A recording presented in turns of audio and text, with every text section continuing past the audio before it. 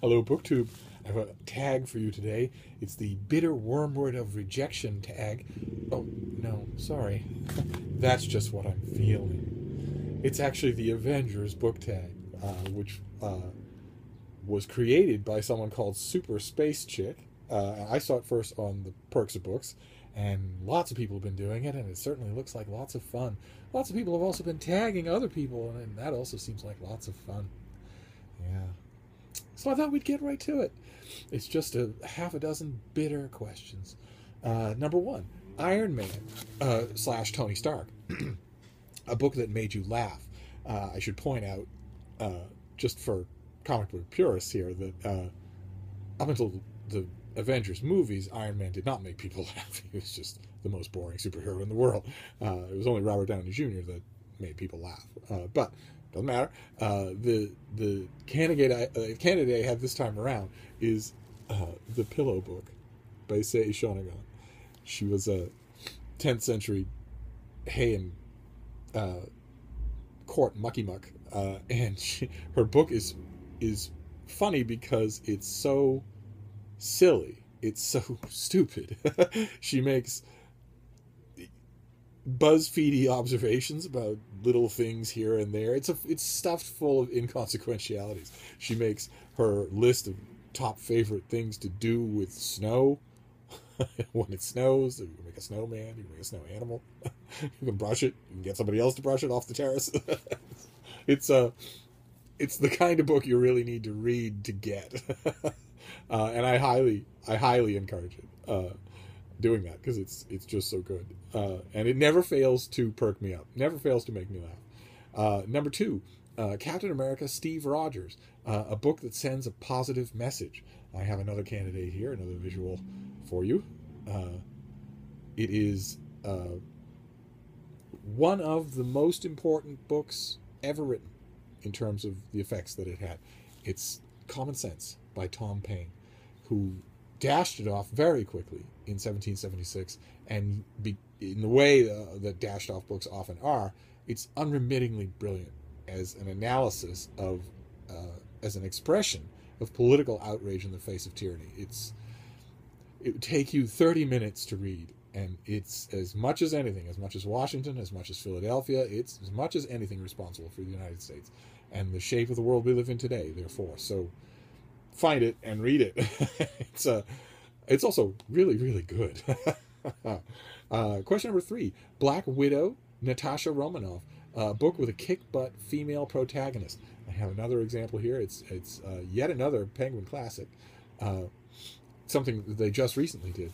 It's the writings of Ida B. Wells, who was born into slavery towards the end of the American Civil War, and was everything in her life: an editor, a writer, a crusader against lynching, a crusader in favor of equal rights and women's suffrage, and also an equal rights heroine.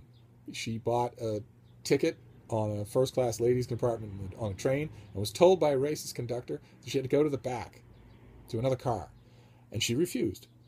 She had to be manhandled out of her seat and forced to the back of the train. And she sued the train company. And although the lawsuit was a farce and cost her a lot of money, she did eventually win that suit.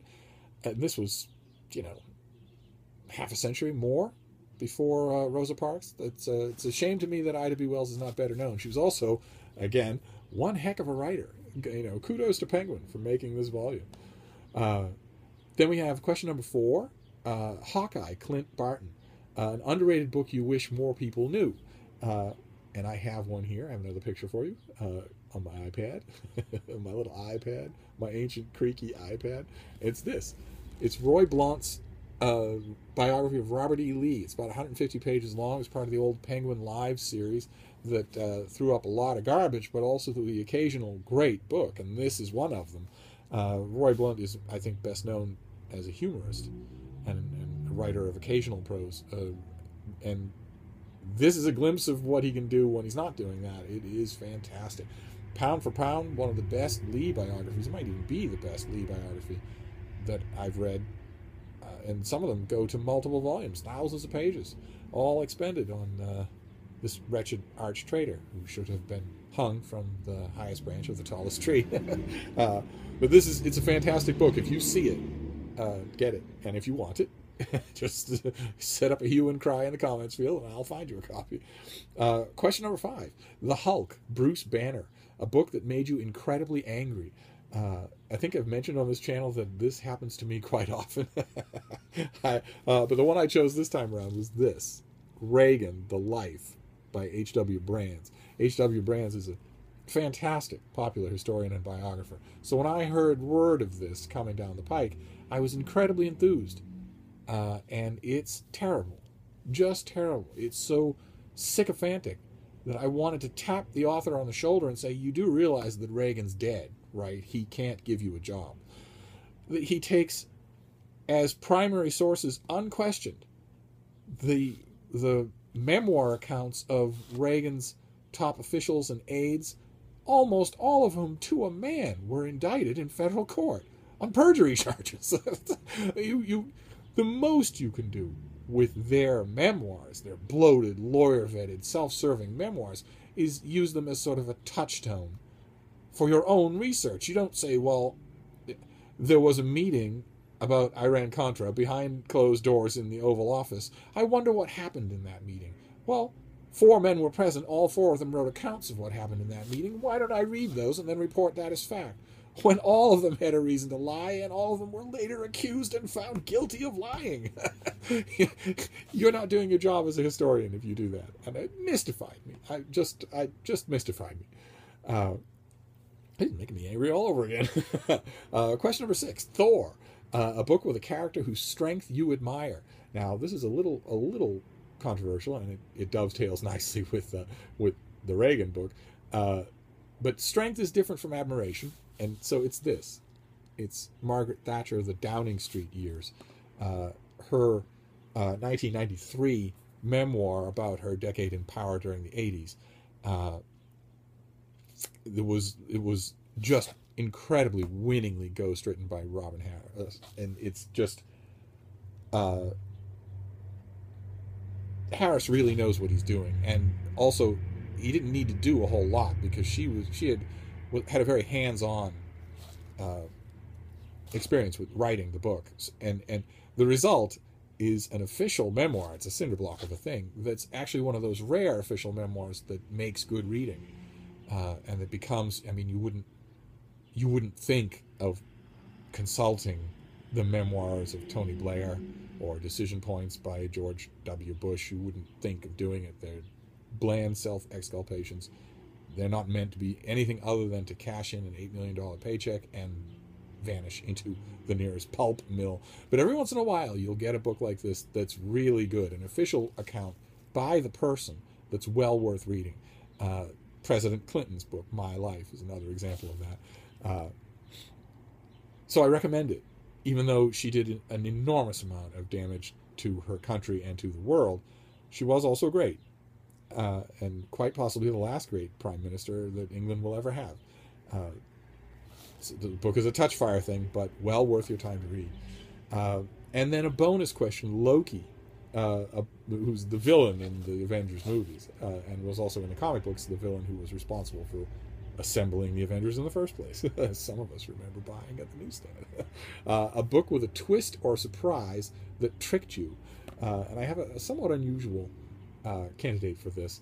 It's The Great War for Civilization by Robert Fisk. Another doorstop of a book, gigantic book, is sort of toured horizon above the Middle East, that does a lot of, I don't think it's intentional, it's mostly occasional writing mushed together into a book, but it does a lot of foreshadowing about Osama bin Laden. And it's all ominous. And then when we get to the sections in which he actually talks to Osama bin Laden and gives us in theatrical detail those encounters, the man we meet defies those adumbrations. The man we meet is eloquent, cultured, doesn't seem psychopathic, doesn't seem sociopathic, doesn't rant. It dovetails with other accounts, first-hand accounts of people who met him But you don't see it coming in this book. You expect that by the time you reach him, he's going to have a pointed tail and horns. And nothing like that happens. Instead, it's even more disconcerting than it would otherwise be, because he seems like someone you could actually sit down and talk to. And that's it. That is the bitter wormwood of the Avengers Book Tag. And what's left is to tag people, because that's what we do. We see a fun tag, we tag people.